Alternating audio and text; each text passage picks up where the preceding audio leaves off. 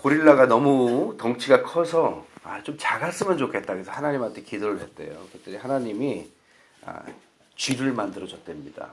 근데 쥐가 되고 나니까 좀 너무 징그러운 거예요. 그래서 좀 귀여웠으면 좋겠다 해서 하나님한테 기도했더니 토끼를 만들어 줬대요. 그러니까 토끼가 귀여운데 보니까 눈이 빨갛잖아요. 그래서 눈은 좀 안 빨갰으면 좋겠다. 그랬더니 하나님이 뱀을 만들어 줬답니다. 그러니까 뱀이 되고 나니까 기어다니지 않습니까? 그래서 기지는 않았으면 좋겠다. 좀 날아다녔으면 좋겠다. 그래서 또 참새를 만들어 줬대네요. 근데 참새를 만들어 줬는데 너무 약한 거예요. 그래서 하나님 앞에 기도해서 좀 강한 존재가 되게 해달라고 했더니 사자를 만들어 줬답니다. 근데 사자가 되고 나서 보니까 팔이 짧더래요. 생각보다. 그래서 팔이 좀 길었으면 좋겠다. 뭐가 됐을까요? 다시 고릴라가 됐답니다. 사람은요, 동물이나 마찬가지로 만족함이 없습니다. 자기 존재에 대해서 항상 이렇게 불만족해요. 나는 정말 내가 좋습니다 하는 분 전 별로 못 봤습니다. 항상 자기가 있는 것보다는 없는 것, 자기가 갖고 싶은 것, 다른 사람이 되기를 사람들은 원하죠. 그래서 항상 스스로 만족하지 못합니다. 근데 우리가 한번 우리 스스로를 생각해 봐야 됩니다. 인간이 태어날 때 남자의 정자와 여자의 난자가 만나서 사람이 되는데 이 정자의 개수가 평균 3억 개입니다. 이 3억 개 중에서 한 개만이 선택받죠. 한 개만이 난자를 만나서 우리가 만들어진 겁니다. 확률로 말하면 3억 분의 1입니다. 이게 3억 분의 1이라는 게 어떤 확률이냐 하면 로또의 확률이 한국에서는 1000만 분의 1이랍니다. 그러니까 3억 분의 1이면 로또의 30배에 해당하는 확률이죠. 그러니까 뭐 거의 불가능한 확률인데 우리가 그렇게 태어났다라는 겁니다. 즉 우리의 존재라는 것이 그런 의미 없이 태어난 존재가 아니라 굉장한 확률에 의해서, 그것도 하나님의 손에 의해서 태어난 존재다. 이것을 우리가 생각해야 되는 거죠. 사람은 세 종류가 있습니다. 어떤 사람이냐? 첫 번째로는 자기의 삶의 이유를 정확하게 알면서 사는 사람. 이게 첫 번째. 두 번째로는 그런 거 저런 거 없이 그냥 본능대로만 사는 사람. 세 번째로는 자기의 목적과 이유를 아는 것처럼 사는데 모르고 사는 사람. 이 셋 중에 하나입니다. 여러분은 어떤 쪽에 해당하십니까? 잘 한번 생각해 보십시오. 오늘 본문의 니고데모는 세 번째 사람입니다. 분명한 이유와 노력으로 그 니고데모라는 그 사람의 위치까지 갔습니다. 니고데모가 얼마나 성공한 사람인지 그의 내용을 보면 알 수 있죠. 그는 바리새인이었습니다. 그 당시에 바리새인은 숫자 자체가 6,000명밖에 되지 않았어요. 그들은 구분된 자, 분리된 자라고 해서 하나님의 율법을 정말 열심히 지켰던 사람이고, 그리고 회당을 맡았던 사람이고, 일주일에 월요일, 목요일은 항상 금식했던 사람입니다. 그만큼 율법적으로 준비된 사람이죠. 그런 사회적 신분으로 성경에 보니까 유대인의 관원이다 이렇게 나와 있습니다. 그 당시에 유대인의 관원은 그냥 뭐 관리다라는 뜻이 아니라 오늘날로 말하면 국회의원이나 판사에 해당하는 직업이었다고 합니다. 뭐 지금도 국회의원 되기 힘들지만, 판사 되기 힘들지만 그 당시에도 그랬어요. 그래서 그 당시에 사람 중에 70명 정도가 유대인의 관원이었다고 합니다. 그 중에 하나였어요. 문제는 뭐냐? 그렇게 신앙적으로나 그렇게 사회적으로나 아주 특별한 사람이었는데 이분이 영적으로는 자기의 존재에 대해서 항상 명확하지 않았다라는 겁니다. 그는 굉장히 노력해서 그 자리까지 올랐을 거예요. 밤잠 안 자고 관계를 잘 맺고 좋은 배경 속에서 그런 자리에 올랐습니다. 월요일, 목요일 이틀 동안 금식하는 건 쉬운 일이 아니죠. 그런데 그런 것들을 계속 꾸준히 하는 아주 대단한 사람임에도 불구하고 나는 누구인가에 대한 그 질문이 항상 마음속에 남아 있었습니다. 그래서 예수님을 찾아오죠. 찾아오는데 하필 밤에 찾아옵니다. 뭐 시간이 없어서 그렇다는 사람도 있지만 또 다른 해석은 뭐 아시다시피 그가 사람들의 눈을 피해서 밤에 찾아옵니다. 예수님이라면 내 삶의 목적을 알려주지 않을까? 찾아옵니다. 그때 오늘 본문에 보니까 예수님하고 계속 얘기를 합니다. 얘기를 하는데 그때 얘기하면서 니고데모가 아는 게 있고 모르는 게 있는 게 구분이 되기 시작하죠. 먼저 니고데모가 아는 게 뭘까요? 10절에 보니까 니고데모는 이스라엘 선생이었습니다. 그는 어떻게 말하면 성경은 알아요. 2절에 보니까 하나님의 나라가 있다라는 것도 알고 또 표적이 필요하다라는 것도 압니다. 또 12절에 보니까 땅의 일도 알고 있어요. 즉 땅의 일이라는 건 뭐냐? 노력하면 얻어지는 것, 명예로운 것, 세상적인 성공, 여러 인간관계 이런 것들은 그는 잘 알고 있습니다. 반면에 그가 모르는 것이 나오는데 그게 뭐냐? 5절에 보니까 하나님의 나라에 들어가는 것, 14절에 보니까 뭐 모세가 뱀을 든 것, 즉 성경에서 말하는 이 근본적인 메시아에 대해서는 잘 모르고 있습니다. 그리고 5절하고 8절을 가만히 보시면 성령이 함께한다라는 이 의미도 잘 몰라요. 그래서 여자의 뱃속에 다시 들어갔다 나와야 됩니까? 이런 얘기를 하고 있습니다. 5절에 보니까 하나님 나라에 들어가는 방법도 모르고 12절에 보니까 하늘의 일, 이 땅의 일, 노력하고 명예로운 건 아는데 하늘의 일, 하나님이 누구신지, 메시아가 누구신지, 사단이 무엇인지, 우리의 영적인 것이 무엇인지에 대해서는 모르고 있습니다. 아는 것과 모르는 것이 조금씩 구분되기 시작하죠. 구분되면서 제일 중요한 건 뭐냐? 자기가 무엇을 위해서 살아야 되는지, 무슨 목적을 위해서 태어났는지 이것에 대해서 정확히 모르더라는 겁니다. 우리 삶의 목적이 정확하지 않으면 우리 삶은 방황할 수밖에 없는 거죠. 우리 삶에 왜 태어났는지에 대한 이유가 명확하지 않으면 우리는 무엇을 향해서 가는지를 잘 모릅니다. 하나님께서 우리를 태어나게 하셨고 하나님께서 우리를 만드셨다 쉽게 얘기하지만 이것에 대해서 정확하게 우리가 깨닫지 못하면 우리가 여러 가지 삶에 영향을 받습니다. 어떤 영향을 받느냐? 5가지 영향을 받아요. 첫 번째, 죄의식이 항상 있습니다. 뭐 이거는 다 해당하는 건 아니지만 하나님이 함께하고 나의 삶의 목적이 정확하지 않으면 첫 번째, 삶의 죄의식이 해결이 되지 않아요. 이건 여러 종교개혁을 했던 사람들도 마찬가지고 여러 위대한 사람이 믿음으로 의롭게 되겠다 이것을 깨달았던 이유들 중에 하나가 바로 죄의식이었습니다. 옛날 제가 목회할 때, 다른 곳에 목회할 때 그쪽에서 어떤 분이 상담을 청해 왔어요. 근데 이분이 교회를 간간히 나오는 분인데 정말 진실된 마음으로 오신 것 같아요. 나한테 뭐라고 해요? 자기는 죄인이라는 거예요. 왜 죄인이냐 그랬더니 자기가 의처증이 있대요. 사람들 아무도 모른대요. 의처증이 있어서 아내를 의심하는데 그게 자기가 어떻게 할 수가 없대요. 그러다 보니까 아내가 바짝바짝 말라가지고 35kg까지 35kg가 그게 가능한 무게인지 모르겠는데 그렇게 말라갈 정도로 아내를 괴롭혔다라는 거예요. 지금은 아내와 헤어졌는데 그분이 나도 용서받을 수 있습니까?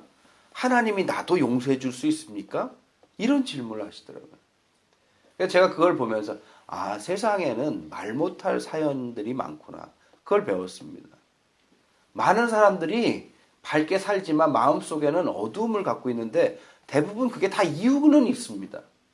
대부분 자기의 잘못이라고 생각합니다. 하지만 그것에 대한 해결 방법은 몰라요. 그래서 항상 마음 한켠으로 그것을 갖고 있어요. 이것이 계속 갖고 있다면 이게 문제가 되겠죠. 두 번째로는 사람들이 그런 것들을 갖고 있으면 원한과 분노가 있습니다. 미안함도 있지만 반대로 내가 왜? 이런 반항심, 원한, 미움 이것이 항상 마음속에 불처럼 갖고 있어요. 그래서 이게 어느 순간에 터져 나오는데 이게 이제 한국에서 말하는 분노 조절 장애 뭐 주차 좀 잘못했다고 막 사람을 때려서 막 심하게 이런 것들은 그 주차의 문제가 아니라 마음속에 항상 불을 갖고 있었던 거죠. 이게 해결이 안 되니까 이상한 것으로 터져 나오는 겁니다. 또한 어떤 사람들은 두려움을 갖고 있습니다. 누가 뭐라고 하는 것도 아닌데 마음속에 감옥을 만들고 자기가 그 안에 들어가요. 그리고 나서 항상 그것을 답답해합니다. 누가 얘기한 건 아니에요. 자기가 만든 거예요. 근데 자기가 스스로 빠져나올 길을 모르고 있습니다. 이 목적을 모르는 세 번째. 네 번째로는 물질에 집착합니다. 물질이 필요하죠. 근데 집착하는 건 좀 달라요. 사람은 행복이 중요하고요. 자기가 중요하다라는 느낌을 가져야 되고요. 자기가 안전하다는 그런 상태가 유지돼야 사람은 행복을 느낀다고 합니다. 그런데 이런 것들을 하나님 안에서가 아니라 이런 사람들은 물질 속에서 이 모든 것을 얻을 수 있다고 생각해요. 그래서 자꾸 물질 쪽에 인생의 무게를 둡니다. 다섯 번째로는 누가 시킨 것도 아닌데 자꾸 다른 사람한테 인정받으려고 해요. 다른 사람한테 인정받으려고 굉장히 농담 아닌 농담을 하거나 아니면 사람들에게 인정받으려고 무리수를 두거나 그럴 필요 없는데도 자꾸 그런 인생을 살아가려고 눈치를 봅니다. 이게 다 뭐냐? 하나님 앞에 자기가 왜 태어났는지에 대한 목적이 뚜렷하지 않은 사람들의 어떤 문제들이죠. 그러면 반면에 하나님 앞에서 목적이 뚜렷한 사람들은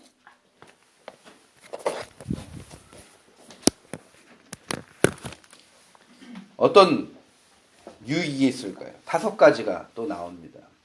목적이 뚜렷해진 사람은 첫 번째, 삶의 의미가 명확해집니다. 하나님께서 나를 만드셨다. 그럼 내가 무엇을 해야 될지 목표가 뚜렷해집니다. 왜? 하나님께서 나를 만드셨기 때문에. 만든 이유가 있을 거 아닙니까? 그것을 찾고 따라가기 때문에 의미가 분명하죠. 또 두 번째로는 그래서 삶이 단순해집니다. 저도 옛날에 하나님을 깊이 만나지 못했을 때는 삶이 참 복잡했습니다. 해야 될 일도 많은 것 같고. 근데 하나님을 정말 만나고 나서 보니까 삶이 의외로 단순해요. 하지 말아야 될 것들은 안 하면 됩니다.